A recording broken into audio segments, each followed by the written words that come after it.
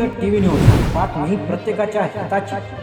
सांगोला नगरपालिकेच्या निवडणुकीत राजकीय वातावरण चांगलेच तापले असून गुरुवारी रात्री माजी आमदार शहाजी बापू पाटील यांच्या कार्यालयावर निवडणूक आयोगाच्या भरारी पथकाने टाकलेल्या अचानक छाप्याने या तणावात आणखी वाढ झाली आहे।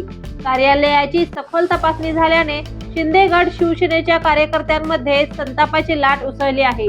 यंदाची सांगोला निवडणूक चुरशीची मानली जात आहे। भाजप, शेकाप आणि माजी आमदार दीपक साळुंके यांच्या आघाडीने शहाजी बापूंना राजकीय दृष्ट्या एकटे पाडण्याचा प्रयत्न सुरू आहे। यापूर्वी दिवसाच्या सत्रात झालेल्या सभेत मुख्यमंत्री देवेंद्र फडणवीस यांनी शहाजी बापूंवर थेट टीका न करता शेकाप सोबतच्या युतीबद्दल समाधान व्यक्त केले। त्यानंतर रात्री उशिरा शहाजी बापूंनी विराट सभा घेत प्रत्युत्तर दिले आणि त्या काही तासांतच त्यांच्या कार्यालयावर छापा पडताच संपूर्ण राजकीय समीकरणे बदलली। या कारवाईवर प्रतिक्रिया देताना शहाजी बापूंनी तीव्र नाराजी व्यक्त केली। आजारी असतानाही मी लोकसभा निवडणुकीत प्रचार करून भाजपला 15,000 मतांची आघाडी मिळवून दिली, पण विधानसभा निवडणुकीत भाजपनेच आमच्या विरोधात शेकापचा उमेदवार उभा केला, असा गंभीर आरोप त्यांनी केला। छाप्यात नेमके काय आढळले याबाबत अद्याप कोणतीही अधिकृत माहिती समोर आलेली नाही।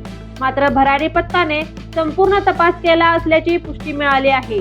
त्याहूनही महत्त्वाचे म्हणजे पाटील यांच्या इतर काही कार्यालयांवरही अशा तपासण्या झाल्याची माहिती मिळत आहे।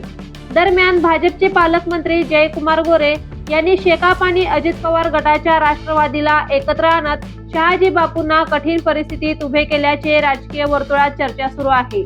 भरारी पथकाचा छापा हा निवडणूक आचारसंहितेअंतर्गत नियमित तपासणीचा भाग होता की राजकीय दबावाखाली केलेली कारवाई, यावर चर्चा रंगली आहे। मात्र या घडामोडीनंतर शिंदे सेना आणि भाजपमधील अंतर्गत तणाव अधिक प्रकर्षाने समोर आल्याचे स्पष्ट झाले आहे।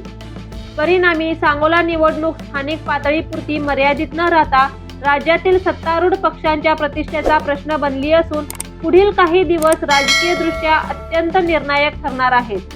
पुढील अपडेटसाठी पाहत रहा जनहित टीव्ही न्यूज।